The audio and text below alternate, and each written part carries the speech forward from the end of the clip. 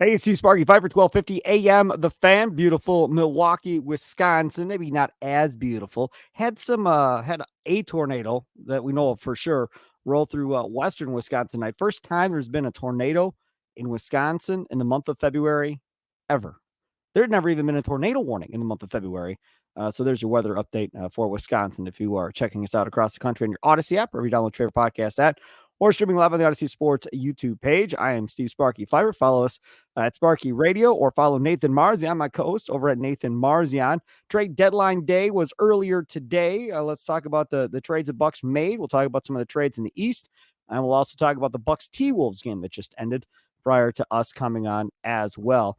So first, the trade of significance. The Milwaukee Bucks send out our guy Campaign, backup guard, second round pick in 2027, and they get Patrick Beverley in return from the 76ers. Your thoughts, Nathan Marzion? I like it. I do wish probably that they would have done a little bit more. But this is a good move. I don't know how anyone can be not liking this move or upset with this move because, there's nothing to really lose from it. You're just trading a backup point guard that doesn't play defense for a backup point guard that plays defense. And that's what they needed on this team. They needed some bench defense, some perimeter defense, some guard defense. And so you got that in Patrick Beverley. Is it, the flashiest move? Is it going to completely change everything? No, but it helps. And they are, a better team after this trade. You didn't have to give up, really anything other than, again, paying in that 2027 second round pick. So you kept the 2024 second from Portland, which was the much more valuable one. And they now have more ammo to make a trade come off-season time when they're going to have 2 firsts to trade. So, I like that they made a move and they still have some ammo later. Now, again, would I prefer that they have just kind of gone more all in right now? Yes, always. Like I do always want them to be all in every single year when you have a team this good. But, I'm glad they at least did something because there was a brief moment where you were kind of looking at like, are they going to just not do anything? Are they not even going to try to address the bench? Are they just going to, continue with exactly what they have? But Pat Bev will be a nice addition. I like that he'll be a vocal guy, kind of like that PJ Tucker role that he played in 2021, where it was like he came in here and he was barking at the coach a little bit. He was barking at Giannis a little bit. He was like getting in these guys' faces, like, "Hey, let's go," and you need a guy like that sometimes. As long as they don't go too over the top with it, but like guys that can push one another, guys that'll make each other better and really bring that intensity. It fires everyone up. He'll be helping everyone by doing that. As again, PJ Tucker did in the playoffs and with that in that stretch run in 2021. Those guys respected him and they really did like playing with him. So I'm excited to have a guy like that. We know he has a history with Dame, a bad history where they've kind of gotten into it and had their little feuds and stuff. But those guys are going to put that aside and they're both ready. They're hungry to win. And Dame already said he's like, competing for a championship is much bigger than any little feud I've had with him over the years. So I'm excited to see them, have a guy like this in the locker room, and again a defensive presence that they haven't had all season long, really, on the bench. So it's a good addition, and I'm glad that they did.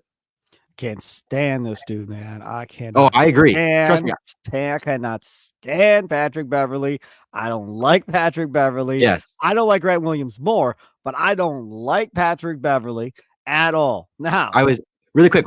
I was gonna say, I would have disliked the Grant Williams thing more because A, he's even more annoying to me than Pat Bev, and B, I think he's just worse than Pat Bev on defense. Like I don't trust Grant Williams to even be better than what we already had. But I totally agree. I didn't say this, but yeah, when they made the trade at first, I was like, damn, like I don't like this dude. Like I just have always been annoyed by Pat Bev.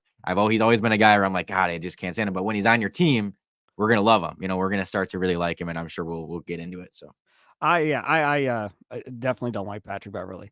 But the crazy part about this is, and I quote tweeted it. First of all, I had a crazy day. My kid ended up in the urgent care during high school because he got hurt playing basketball, jacked up his finger. And I got to go see a hand surgeon. It's a whole thing. So I was dealing with that. And then I get a text stating that they got Pat Bev. So then I had to go look at my phone real quick to see what was going on. And it's a solid move. Like I'm not mad at the move just because I don't like Patrick Beverley. Doesn't mean it's a bad move just because I don't like the guy. Right. So there's so many things I want to get into on this trade. first, let's rewind to what you said of, oh man, maybe they're not going to do anything. And I was watching you on Twitter, like I always do, Marzion, keeping an eye out, seeing what's going through Nathan's head. And Nathan was the ray of positivity all day. Like, even when things weren't looking like it was going to happen, he was trying to keep it positive, trying to keep it positive, trying to keep it positive. He was trying to keep it as positive as he could without like showing any type of a crack of maybe he's starting to doubt that this was going to get done. But the one thing everybody needs to understand is Horse was trying. This wasn't a situation where Horse was like, man, I got nothing. Like, I'll make a couple calls, but we don't got enough to get this done. I mean, there was, I forgot, was it Wojciechowski's podcast? I think it was yesterday, where he said one executive told him that Milwaukee was calling everybody, throwing out different three-way trades and everything else. Like, they were doing all this stuff, trying to figure out any possible way of getting different guys and how it would help all three teams. And so Horse was working his tail end off. So if they wouldn't have got Pat Bev, and if they wouldn't have been able to do anything, it wouldn't have been for lack of trying or lack of creativity. The issue was, and the reason they couldn't do more was because they screwed themselves on any assets they could have had, meaning draft picks, by trading for Holiday, by trading for Dame Lillard, and by doing these type of moves, you've been trading away assets for the last 2 or 3 years, and eventually you're going to have to pay the piper. And right now, they kind of had to pay the piper because they didn't have enough to go get what they truly needed, which was a wing defender, which Nathan Marzion has been telling you for months.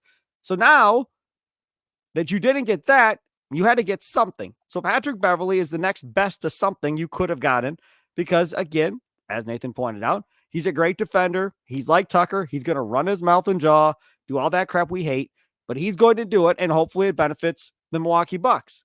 But the wild part about this whole thing was it was the only trade on trade deadline day that the player being traded was in the process of doing his podcast live when this whole thing broke down. So he gets traded, and then here come all these videos from his podcast popping up all over Twitter about him finding out, him getting a hold of Malik Beasley, kind of talking about Dame Lillard. Oh, man, I got my relationship right with Dame. It starts laughing, whatever.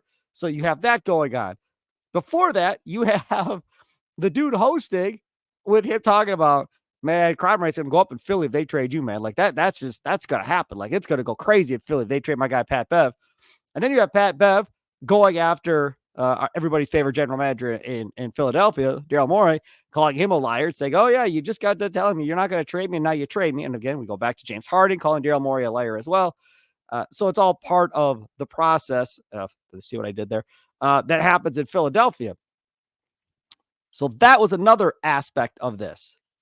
But the biggest aspect of this is they freed up $8.6 million that they don't have to pay towards the luxury tax. So good job by the owners there. Then the second trade was Robin Lopez to Sacramento for nothing, and they threw him cash to get him off, and now it opens up a roster spot. And now I come back to Nathan, but now the tricky situation comes. Just because somebody gets cut, Nathan, does not mean the Milwaukee Bucks can go out and sign them to a veteran minimum deal because of where they are with the tax apron and everything else. You can explain that process of how this works now for the Bucks going forward as far as being a player on the buyout market.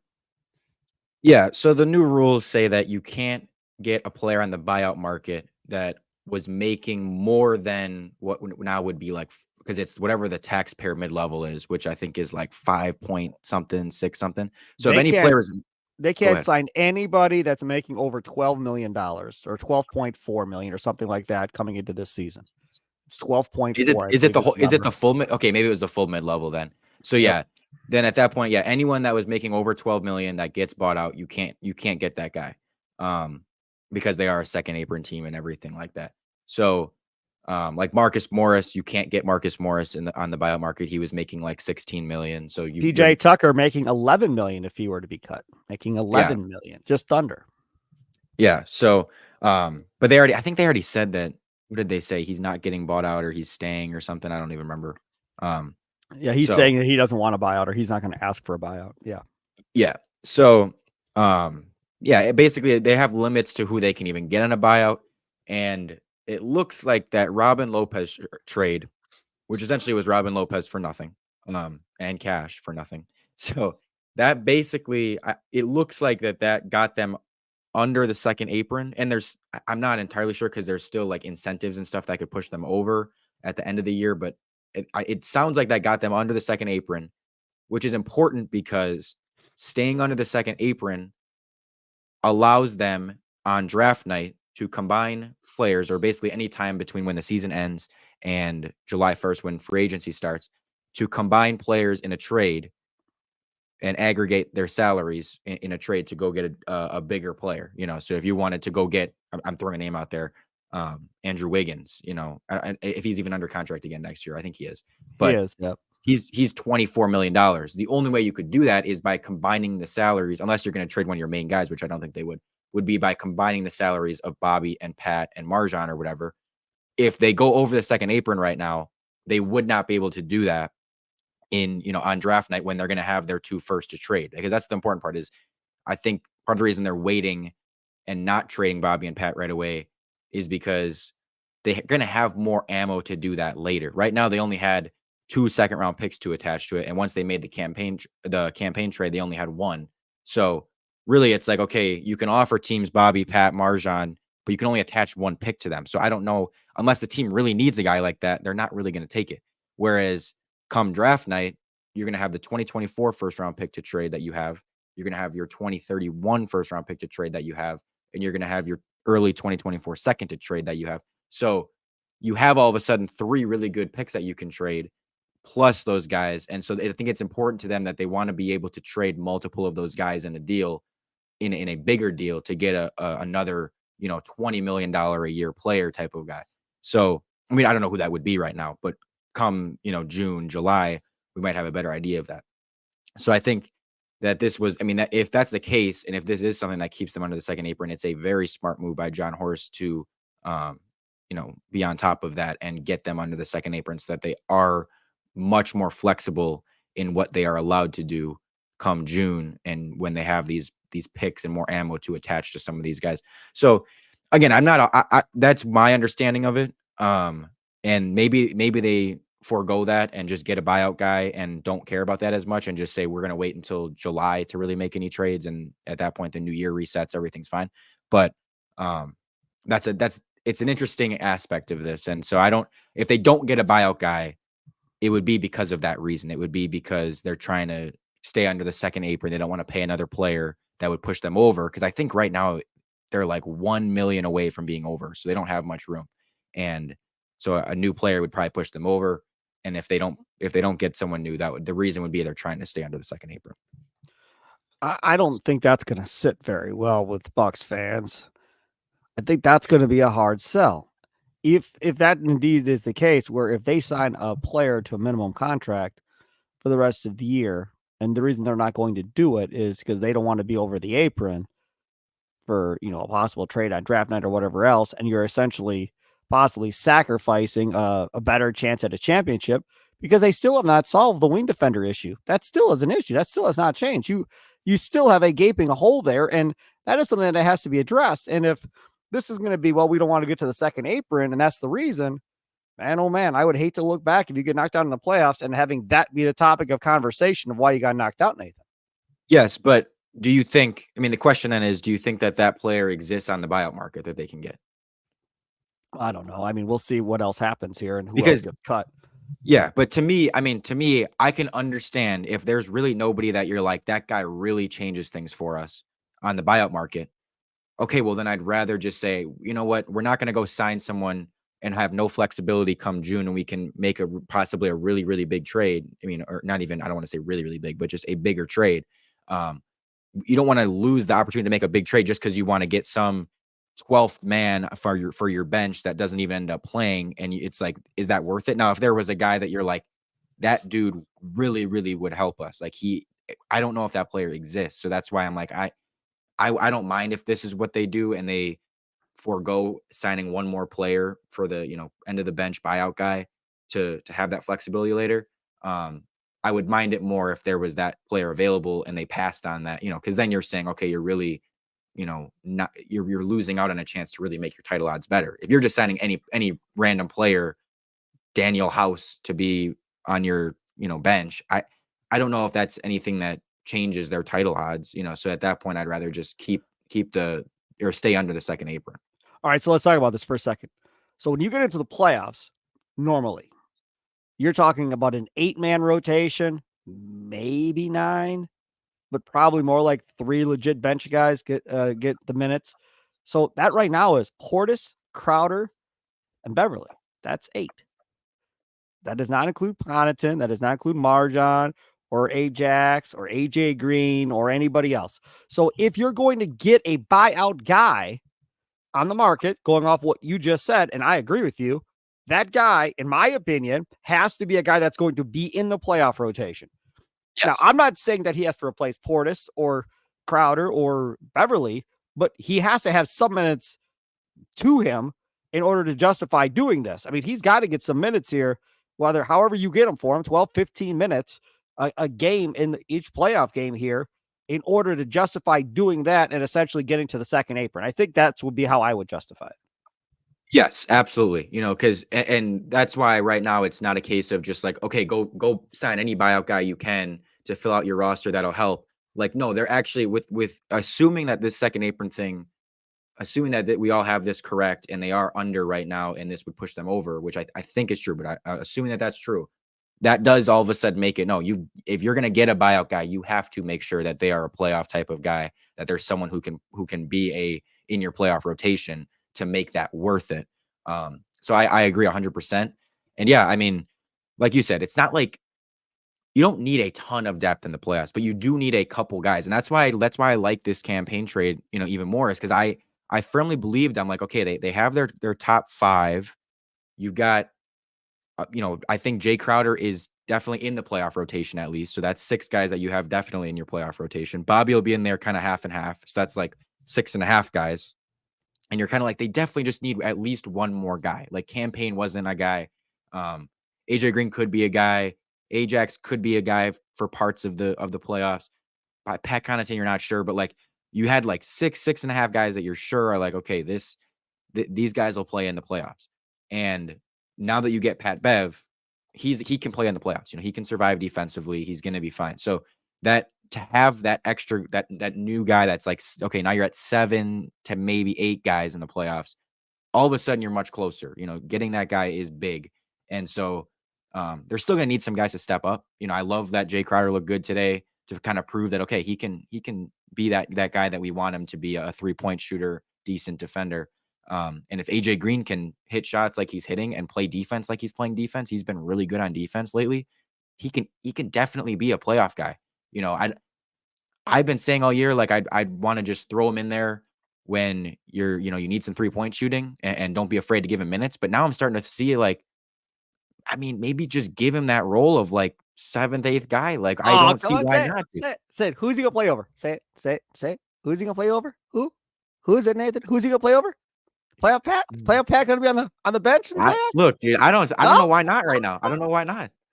I don't know why not. No, okay. I like, yeah, I don't see why not. I mean, like truthfully, I mean, I know Bobby has size, but I'd play him over Bobby too, just with how he's playing, like just overall. Now they're different positions, so it's much different. But as far as just taking a guy's spot, like he should have Pat's spot right now. He should. When you watch the two of them play, I mean, one is just a better version of the other, and it's like, it's AJ Green is just a better version of Pat Connaughton right now. He plays better defense. Yep. He shoots the ball better. Like he just plays his role better, and it's like, if that's going to continue, and if he can show this consistently, which he has started to do it consistently, you can't be afraid of playing that guy in the playoffs. Now, if he is all of a sudden, if you get to a playoff series and he's really struggling, okay, you can pull him. Like nobody's going to get mad at you for pulling a guy who's struggling. Yep. But give him the chance. If he's playing well throughout the regular season and this continues, give him the chance. Don't just say we're rolling with Pat Connaughton because he's got veteran experience and you watch Pat Connaughton do nothing out there and you let AJ Green. No, don't let him sit on the bench. If you need to put him in there, put him in there. So as of right now, he should be playing over Pat Connaughton. Like he should, and it should be like that until he kind of loses a spot because he has earned the spot so far. Like if you're just talking about who has looked better, it's AJ Green. So I feel like that spot should be his until proven otherwise at this point. All right, take a quick time. I'll come back. I want to talk about some of the other trades in the Eastern Conference tonight. Plus, we'll still get to Bucks T-Wolves that ended right before we started the podcast. Tonight, Green and Growing podcast. Download on your Odyssey app or if you download your favorite podcast app. Check us out streaming live or after we're done with the video. You can go back and watch it whenever on the Odyssey Sports YouTube page. We'll look at the Eastern Conference and who really got better. And how did Indiana do? What about the Knicks? We'll talk about those guys coming up next here on Green and Growing.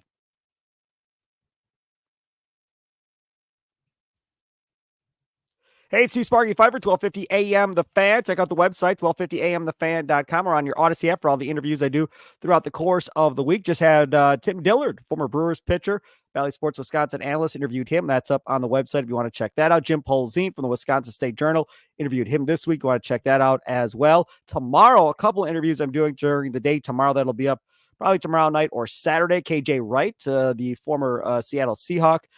Interviewing him. He's down on Radio Row down there doing stuff, so we'll talk with him. Looking forward to that. And Eric Name of The Athletic, Bucks beat writer, going to interview him tomorrow morning. We'll have that up on the site tomorrow afternoon on the Odyssey app. You can catch it out there too. Nathan Marzion, my co-host, as always. All right, Nathan Marzion, let's talk about the Pacers and kind of what they did so far. So out goes Buddy Hield, 2 second-round picks. In comes Doug McDermott, Corey Joseph, Furkan Korkmaz, if I said his name right, on the 3 second-round picks as well. Do you like what the Pacers did at the deadline? It was weird because it's like you essentially just went from Buddy Hield to Doug McDermott and got a couple seconds, but like it was kind of like, why would you even why? I don't know why they would want to do that. They seem like they're playing well. I know Buddy Hield hasn't been great this season. Like he was averaging a couple years ago like 18 a game on 42% from three. He's now like 12 a game, 37%, 38% from three. So he hasn't been as amazing as he was a couple years ago. But still, it just was like, I just don't get bringing in a different shooter. They do the same type of thing. Buddy Hield and Doug McDermott, they're spot up shooters who don't play a ton of defense. So it's just like, I don't really understand just like swapping out a player that, was fitting in well and you seem to be working for a guy that's a little bit worse and getting a couple second round picks. Like that was weird to me. I don't think they got much better or worse. It just was very odd. What about the New York Knicks? And I think, again, I didn't see them doing this deal with the Pistons necessarily here at the end of the day, but getting Alec Burks and Bojan Bogdanovic for essentially Grimes and a bunch of other crap that goes along with it. I thought that was a great deal for the New York Knicks, and I think the Pistons will take a roll of the dice on Grimes and see if he could turn out to be something that everybody thinks at some point. But they're not going anywhere anyhow. They cleared off some salary in the process. I think it made sense for both teams, but the Knicks really kind of showing right now that they're in this to win this thing right now. Yeah, I agree. It was pretty good for both sides. Pistons may have been able to get a little bit more, but I do really like Grimes. The Knicks, yes, I mean it's a good trade for them. They seem like they got better. They're legit. They're gonna make a run for this thing. But I do wonder, do they have too many guys at this point? Like it feels like they just have 10 good players that you're like, I mean, how do you even? I just don't know how you fit that all together. I don't know how you make that all work. And I'm not saying that's not a good problem to have of having too many good players, but it's like, I don't know. I sometimes I feel like they have it's all depth. And yes, they have a really good top 8, 9, 10. But when you look at their top 3, you're like, can that top 3 win a title? All right. So right now, their depth chart, it's Brunson and DiVincenzo in the backcourt. Then it's Anunoby, Randall, and Hardenstein. And you have Robinson if he comes back. Then backups are McBride, Burks, Hart, Bogdanovic, and Sims.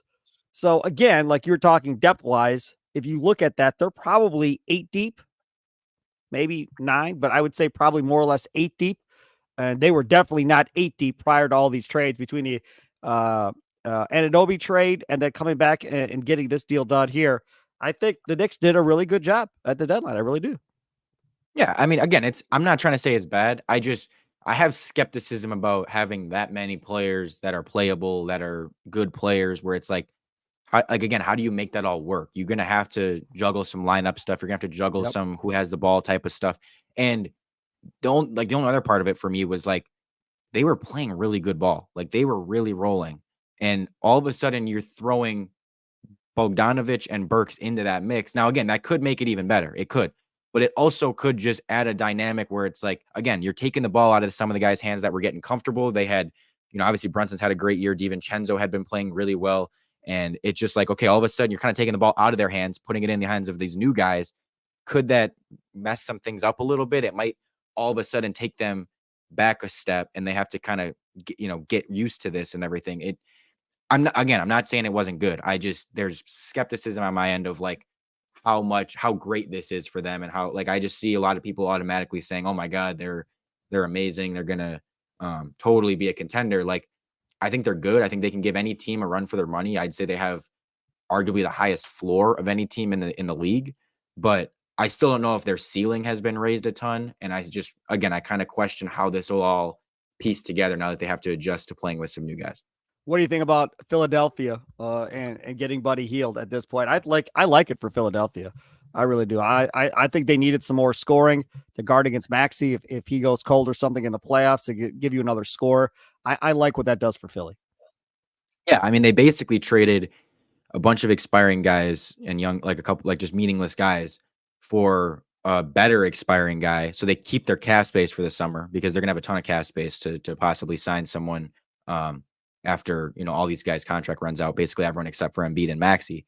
So they keep their cap space, but they get a little bit better this year. Only give up a couple second round picks. Like that was definitely a good trade for them because it was like basically, yeah, I mean, you just give up 2 seconds to get better this season and keep all of your cap space. So they did a good job with that. What about the Boston Celtics? I don't think they did anything major necessarily. If you look at the Celtics, I don't think it's anything earth shattering what they did. Cleveland didn't really do anything either at the deadline where you have to be concerned about them. Toronto's been moving pieces around left and right.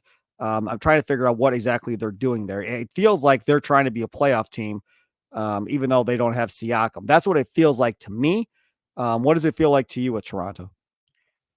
I am confused at what they're doing. And my confusion started last year at the trade deadline when they didn't get rid of Van Vliet, didn't get rid of Ananobi, didn't get rid of anyone, and they like signed. I think it was Jakob Pertl and or traded for Jakob Pertl, and it was like, why are they why are they getting another guy? They're not contending. They're not gonna they missed the playoffs, and and then they end up losing Fred Van Vliet for nothing. Like it just doesn't seem like they have a set direction.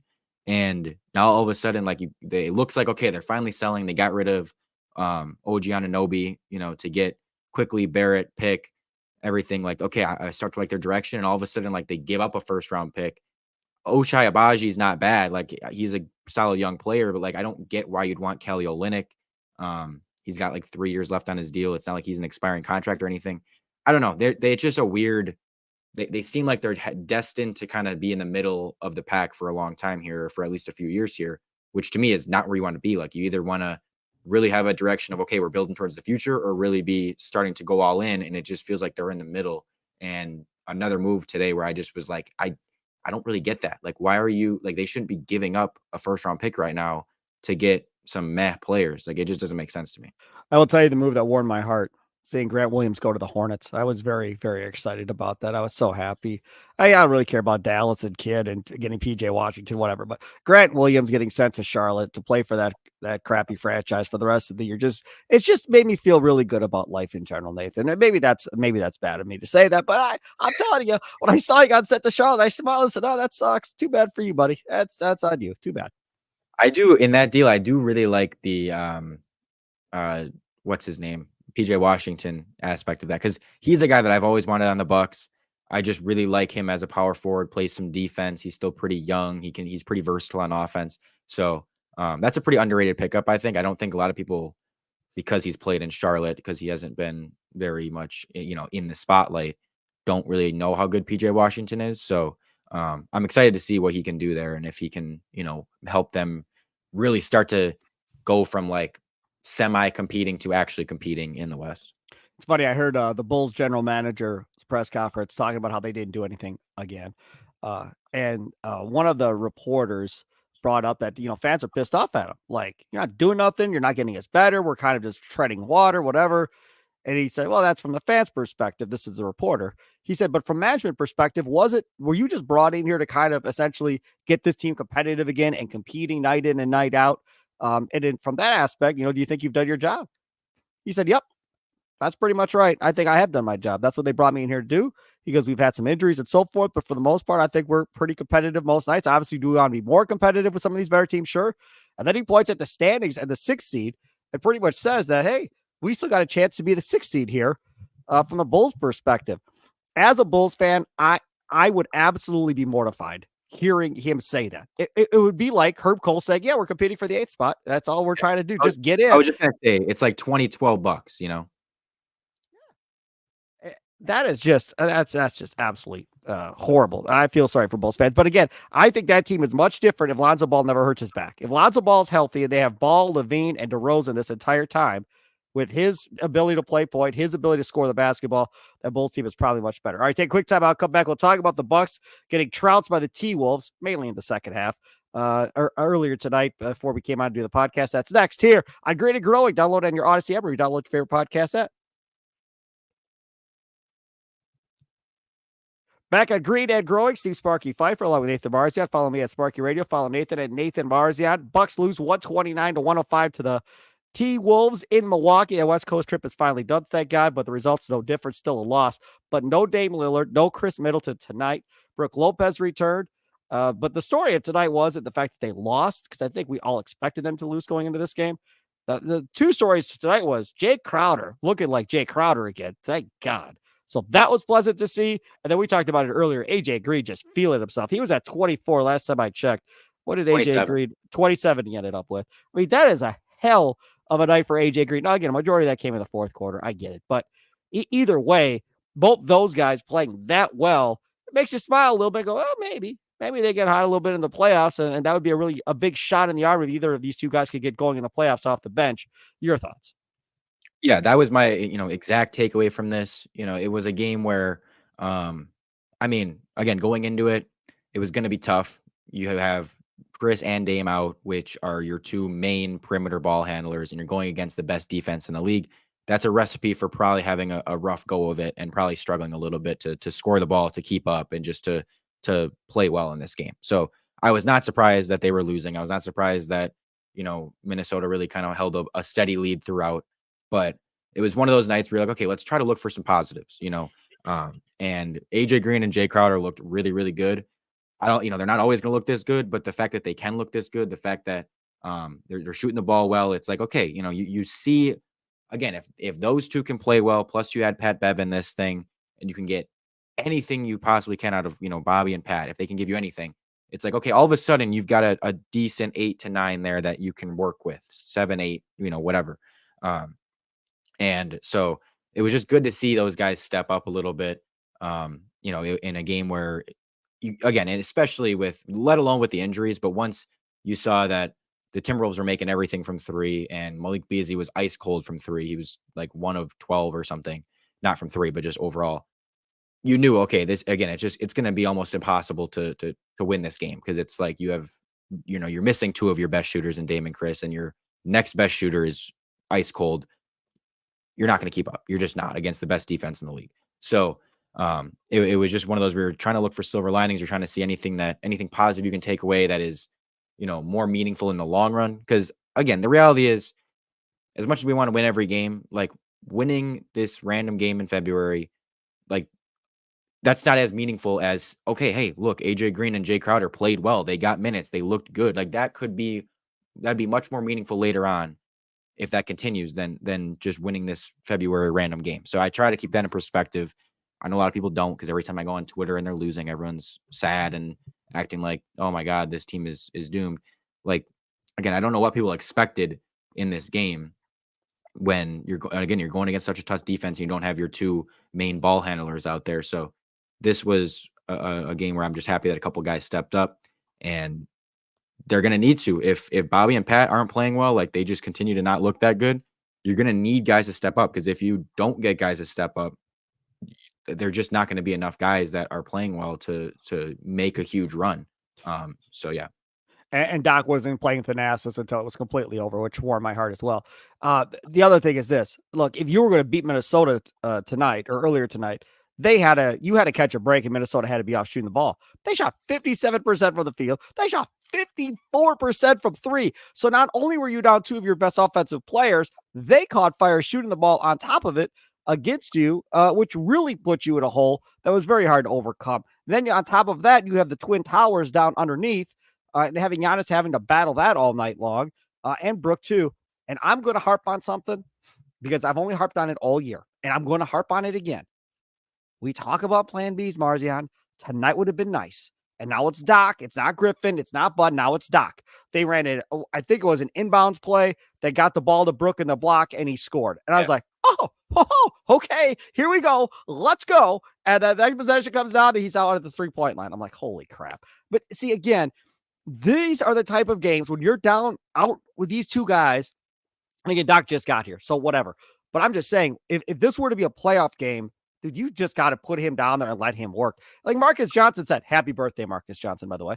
Like Marcus Johnson said, he was one of the best back to the basket big guys in the league prior to Budenholzer getting him over here and making him a 3-point shooter. Go back, work him when you're down a player or two offensive players and let him get 15, 20 shots by the rim and see what he can do. I don't see the problem with it. And tonight would have been a perfect time to explore that to see what would happen. Yeah, no, absolutely. And it was something that for a couple of years now, it's been, let's try to do that a little bit more come playoff time. I know it was something that during the playoff run when they won it in 2021, I think Charles Barkley was on TNT kind of saying they need to go to that more, not do it every possession or anything. It's not a staple of your offense, but like post him up more, don't just run this 5-out offense and just run, jack threes the whole time. Cause that's not a way of consistently winning. Like that just adds a lot of variance to your game is just chucking threes. But to use your big guys in post up situations, get them around the rim, like that's a much more high percentage shot.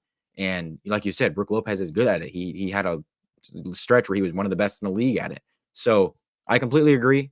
And again, I mean, yeah, this was a tough matchup overall. And pretty quickly in this game, I was like, I'm not sure. Like, unless they get hot from three, I don't love their offense tonight. Cause yeah, like you said, they're going against those twin towers down low. And you've got, so that's going to, hurt Giannis a little bit, hurt Brook's ability to do that consistently a little bit. Like personnel wise, this was not the best matchup to use him down low. Cause you just had two big men that were, they're pretty good defenders, but still it's something that going forward, I want to see them use in the right matchups. I thought last year against the Heat in the playoffs, it was something too that in that series, it was like, just go down low. Like they don't have the size to stay with Giannis and Brook, and they started doing it more. And it would work so much. And then late in games, they started to stop going to it. And that's when their offense would kind of fall apart. And it was like, just keep going to it. And so, yeah, it's always been something that I think unlocks their offense a little bit and really gives them another level. Cause, teams focus so much on stopping Giannis. Teams are going to focus so much on the perimeter, stopping all those shooters. And it's like to have another big that you can put down low. That's just another nice weapon to have. So. Yeah, and Robin Lopez reading a book tonight was another nice little added sideshow that everybody got a kick out. If he knows how to entertain, I'll give him that. He is Nathan Marzion. Follow him on Twitter at Nathan Marzion. You can follow me at Sparky Radio. Check out all the interviews I do during the week at 1250amthefan.com or simply on your Odyssey app. That too. Enjoy the rest of your evening. Really appreciate it. And we will talk to you guys again coming up next week. Have a good one, y'all. Toodles.